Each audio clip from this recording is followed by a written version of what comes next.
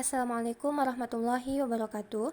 Baik, pada kesempatan kali ini saya akan membahas tentang konsep pendidikan dalam surah At-Tahrim ayat 10-12 serta bagaimana relasinya dengan dunia pendidikan. Nah, secara umum, ayat ini berisi tentang kisah 4 perempuan yang dijadikan contoh oleh Allah. 2 di antaranya adalah istri Nabi Nuh dan istri Nabi Lut yang menjadi contoh bagi orang-orang kafir. Sedangkan 2 lainnya adalah Asia, istri Fir'aun, dan Maryam binti Imran yang menjadi teladan bagi orang-orang yang beriman.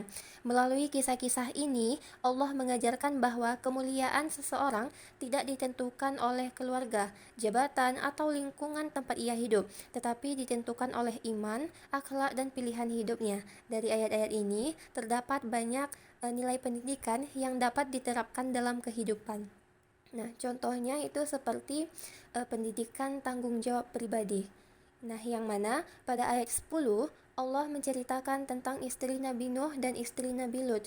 Keduanya hidup bersama Nabi yang soleh, tetapi mereka tidak beriman dan akhirnya mendapatkan azab dari Allah. Nah, melalui kisah ini, Allah ingin menunjukkan bahwa kedekatan dengan orang soleh tidak otomatis membuat seseorang itu menjadi baik. Setiap manusia bertanggung jawab atas pilihan dan perbuatannya sendiri. Nah, jadi dalam dunia pendidikan, seringkali ada anggapan bahwa anak yang berasal dari keluarga yang baik pasti akan menjadi baik pula. Namun, ayat ini mengajarkan bahwa keberhasilan pendidikan tidak hanya bergantung pada lingkungan, tetapi juga pada kemauan individu untuk belajar dan memperbaiki diri. Sebagai mahasiswa atau sebagai pelajar, kita tidak hanya mengandalkan orang tua, guru, atau lingkungan yang baik. Kita juga sendiri harus memiliki kesadaran untuk belajar, beribadah, dan memperbaiki diri. Ayat ini mengajarkan tentang nilai tanggung jawab pribadi terhadap pendidikan dan masa depan kita.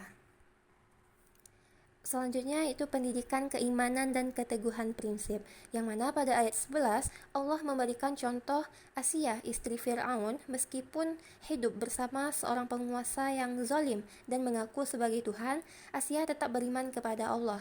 Ia bahkan berdoa agar dibangunkan rumah di surga dan diselamatkan dari kezaliman Fir'aun. Ayat ini mengajarkan pentingnya memiliki prinsip yang kuat.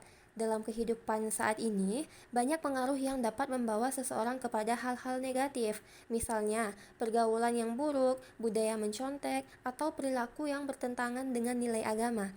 Sebagai peserta didik, kita harus memiliki keberanian untuk mempertahankan kebenaran meskipun lingkungan sekitar tidak mendukung. Nah, dari kisah Asia ini, kita belajar bahwa pendidikan harus membentuk pribadi yang memiliki iman yang kuat dan tidak mudah terpengaruh oleh hal-hal yang buruk. Dan yang ketiga, yaitu pendidikan karakter dan keteladanan. Nah, yang mana tadi pada ayat 11 dan 12, Allah menghadirkan Asia dan Maryam sebagai teladan bagi orang-orang yang beriman. Mereka menjadi contoh karena keteguhan iman, kesucian diri, kesabaran, dan ketaatannya kepada Allah. Nah, salah satu metode pendidikan yang paling efektif itu adalah keteladanan. Seseorang anak biasanya lebih mudah meniru perilaku daripada hanya mendengarkan nasihat.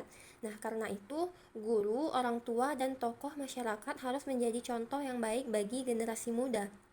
Dalam dunia pendidikan, keteladanan dapat ditunjukkan melalui kejujuran, disiplin, tanggung jawab, kesopanan, kerja keras, dan lainnya. Melalui kisah Asia dan Maryam ini, Al-Quran mengajarkan bahwa pendidikan karakter sangat penting untuk membentuk pribadi yang berkualitas.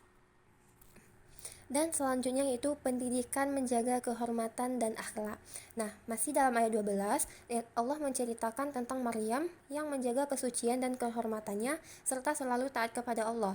Nah, Maryam tetap menjaga dirinya meskipun menghadapi berbagai ujian dan tuduhan dari masyarakat. Nah, relasinya dengan pendidikan, ayat ini tuh mengajarkan tentang pentingnya menjaga akhlak dan moral. Nah, yang mana di era modern saat ini, tantangan moral semakin besar.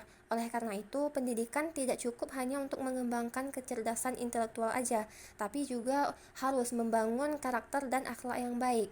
Nah, kita sebagai mahasiswa, menjaga kehormatan diri itu dapat kita wujudkan dengan misalnya menjaga pergaulan, berkata jujur, menghindari perilaku yang merugikan diri sendiri dan juga orang lain, serta menggunakan media sosial secara bijak.